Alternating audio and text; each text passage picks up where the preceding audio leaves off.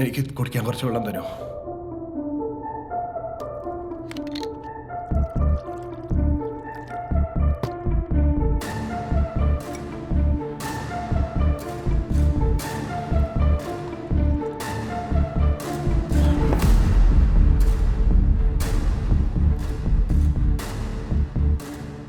എന്താ സംഭവിച്ചത് ഞാൻ പറയാം സാറേ.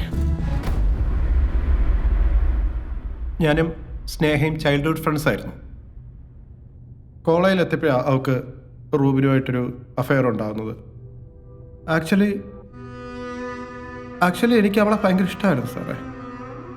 അവർ തമ്മിലുള്ള റിലേഷൻഷിപ്പും അതിനുശേഷമുള്ള അവരുടെ കല്യാണമൊന്നും എനിക്ക് ഒട്ടും അക്സെപ്റ്റ് ചെയ്യാൻ പറ്റുന്നതല്ലായിരുന്നു.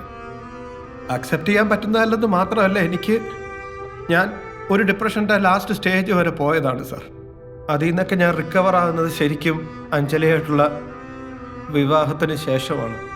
അഞ്ജലിയെ വിവാഹം കഴിച്ച് സുഖമായിട്ട് എൻ്റെ ജീവിതം മുന്നോട്ട് പോയിക്കൊണ്ടിരിക്കുന്ന സമയത്താണ് ഈ സ്നേഹയും റൂബിനും ഞങ്ങളുടെ ഫ്ലാറ്റിൽ വന്ന് താമസിക്കാൻ തുടങ്ങിയത്. വർഷങ്ങൾക്ക് ശേഷം അവളെ കണ്ടതിൻ്റെ സന്തോഷമായിരുന്നു എനിക്ക്.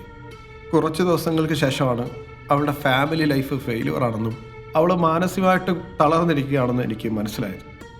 അവൾക്കാകെയുള്ളൊരു ആശ്വാസം ഞാൻ മാത്രമായിരുന്നു. അവളെല്ലാം എന്നോട് തുറന്നു പറയായിരുന്നു സാർ. സഹിക്കാൻ പറ്റുന്നതിലും അപ്പുറമായിരുന്നു സാർ ആ കേട്ടതെല്ലാം. അപ്പോഴാണ് സാർ എനിക്കൊരു കാര്യം മനസ്സിലായത്, ഞാൻ എത്ര മാത്രം അവളെ സ്നേഹിക്കുന്നുണ്ടായിരുന്നു എന്നുള്ളത്.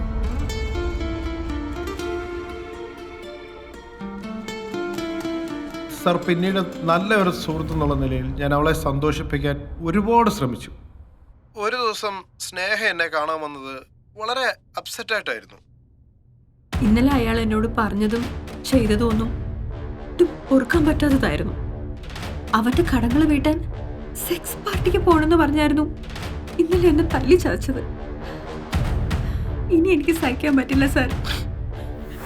അയാളെ അനുസരിച്ചില്ലെങ്കിൽ അയാൾ എന്നെ കൊല്ലും. ഞാൻ അവനെ കൊല്ലും, ഉറപ്പാ. എനിക്കതിന് പറ്റിയില്ലെങ്കിൽ ഞാൻ സ്വയം അങ്ങ്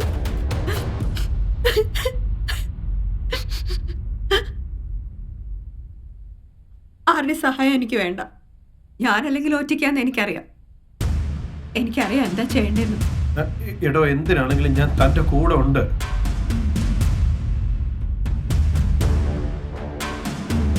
അവൾക്ക് വേണ്ടി എന്ത് ചെയ്യാനും ഞാൻ തയ്യാറായിരുന്നു സാർ.